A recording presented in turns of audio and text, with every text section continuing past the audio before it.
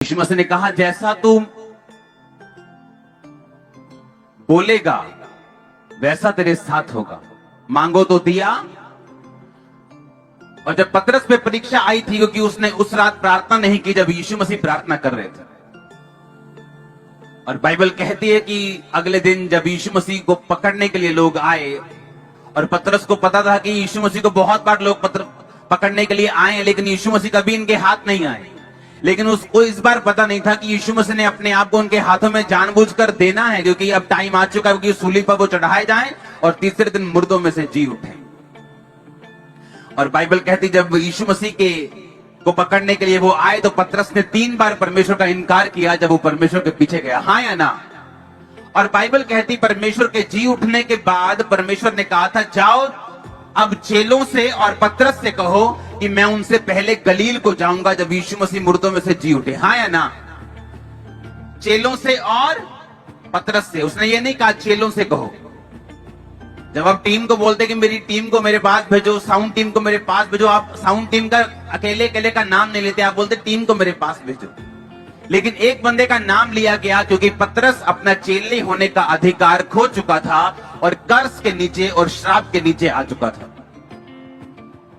और इसीलिए परमेश्वर यीशु मसीह ने कहा था जाओ मेरे चेलों और पतरस से कहो कि मैं जी उठाऊं और मैं तुमसे पहले गलील को जाऊंगा और वहां पर तुम्हें दिखाई दूंगा। और बाइबल कहती है यीशु मसीह काफी दिनों तक उन्हें दिखाई देते रहे और फिर काफी लोगों के सामने जीवित स्वर्ग पे चले गए, हाँ या ना। अब परमेश्वर ने कहा कि तू क्या मुझसे, जब वो जी उठे प्रभु यीशु मसीह तो पतरस को बुला के पतरस से पूछा, उसने कहा क्या तू मुझसे प्यार करता है? उसने कहा हाँ परमेश्वर मैं तुझसे प्यार करता हूं। उसने कहा मेरे मेमनों को चरा। दूसरी बार पूछा क्या तू मुझसे प्यार करता है? उसने कहा हाँ प्रभु तू जानता है। उसने कहा मेरी भेड़ों की रखवाली कर। फिर तीसरी बार पूछा और पतरस को लगा शायद परमेश्वर अभी तक भूला नहीं कि मैंने उसका 3 बार इनकार किया था। लेकिन प्रभु यीशु मसीह यहां पर क्या कर रहे थे, वो 3 बार ही उसके मुंह से अंगीकार करवा रहे थे कि जिस तरह तूने 3 बार अंगीकार किया था कि तू मेरा चेला नहीं है, लानत हो जो उसको जानता हो, मैं उसको नहीं जानता, तूने 3 बार मेरा इनकार किया, लेकिन अब 3 बार तू मेरा इकरार करेगा और तू श्राप से तू आशीष की ओर जाएगा और फिर से मेरा चेला बन जाएगा। आप मेरी बात समझ रहे कि नहीं? अब मैं आपको एक बात बताना चाहता हूं। पतरस जो परमेश्वर से दूर हो चुका था, इनकार कर चुका था, और उसको ब्लेसिंग में लेके आने के लिए परमेश्वर ने किस तरीके का उपयोग किया। याद रखो अगर आप 10 साल भी अपनी आशीष का इंतजार करते रहेंगे तो इंतजार करते ही रहेंगे, वो आशीष आपके पास नहीं आएगी। सुलेमान ने कहा परमेश्वर बोलता है क्या चाहिए तेरे को? जब वो बहुत सी भेंट चढ़ाता है रात को परमेश्वर सपने में नजर आता है और बोलता है क्या चाहिए? उसने कहा मैं तो एक लड़का हूं, इतनी बड़ी प्रजा का मैं काम नहीं कर सकता, मुझे ऐसी बुद्धि चाहिए कि मैं ये प्रजा का न्याय कर सकूं। परमेश्वर ने कहा तूने बुद्धि मांगी लेकिन मैं तुम्हें धन भी दूंगा, ऐश्वर्य भी दूंगा जो आज तक मैंने किसी को नहीं दिया। क्यों? क्योंकि उसका बाप दाऊद जो था अपनी लाइफ का सारा पर्सनल गोल्ड परमेश्वर को दे चुका था, बीज बो चुका था। और परमेश्वर ने कहा तूने अब तक इतिहास का सबसे बड़ा बीज मुझे दिया है, मैं तुझे इतिहास का अब तक का सबसे अमीर आदमी करूंगा। अपने आप कुछ नहीं होता, अपने आप कुछ नहीं होता। आज लोग ऐसे हैं जो फाइनेंशियल प्रार्थना ही करते रहते बैठकर, परमेश्वर कब मेरी नौकरी लगेगी, परमेश्वर कब मेरी ये होगा, परमेश्वर कब ऐसा होगा, और सब कुछ परमेश्वर ने आपके हाथों में दिया हुआ। हालेलुया। मैंने नाइजीरिया में होना और वहां पर मैंने अपने एक कतरे को बो देना और वापसी में मैंने अपनी टीम को फोन करना। मैंने कहा कितने टेंट है हमारे पास? हमारे पास जी 400 टेंट है, हमारे पास 300 टेंट है। अच्छा डबल कर दो। ऐसे कैसे डबल कर दें? ऐसे कैसे हो सकता है कि कलीसिया सीधा 20,000 से सीधा 40,000 हो जाए? ऐसे कैसे हो सकता है? और मुझे मालूम था कि मैं वो बो के आया हूं जो मैंने पहले कभी नहीं बोया, मैं वो करके आया हूं, मैं उतनी प्रेयर करके आया हूं जितनी मैंने पहले कभी नहीं की। मुझे मालूम है मुझे इतना रिजल्ट मिलेगा जैसा मैंने पहले कभी नहीं देखा। और लोगों को लगता था शायद बड़ी मीटिंग के कारण लोग आए। नो, वो लोग रेगुलर हो चुके थे मिनिस्ट्री में, क्योंकि जो कुछ आप बोते हैं वो कुछ आप काटते हैं। अब परमेश्वर ने मेरे हाथों में दिया हुआ था, उसके हाथ में नहीं था। उसने कहा मैंने तुम्हें स्ट्रक्चर दे दिया, मैंने तुम्हें सिस्टम दे दिया, अब उस सिस्टम के अनुसार तू काम करेगा और तू बढ़ेगा।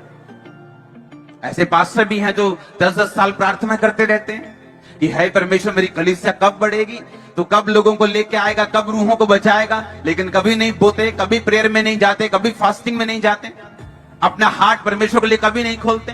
जब ये चर्च बन रही थी, साथ साथ मैं दूसरी चर्चों को भी सपोर्ट कर रहा था, अभी भी कर रहा हूं।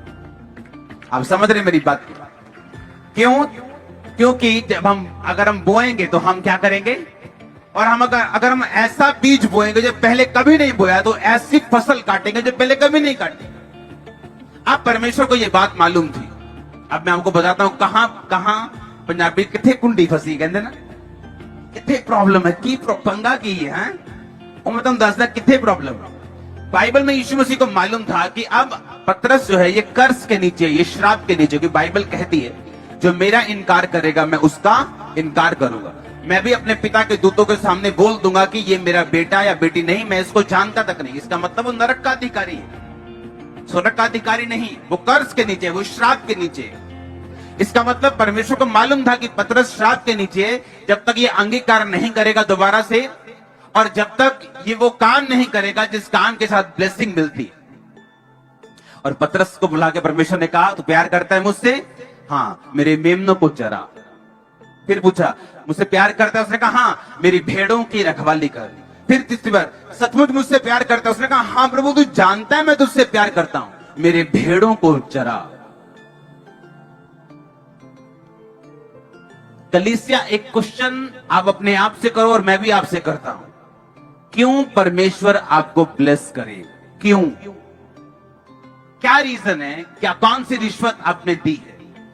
या अगर आप ब्लेस नहीं होंगे तो परमेश्वर का क्या नुकसान होगा?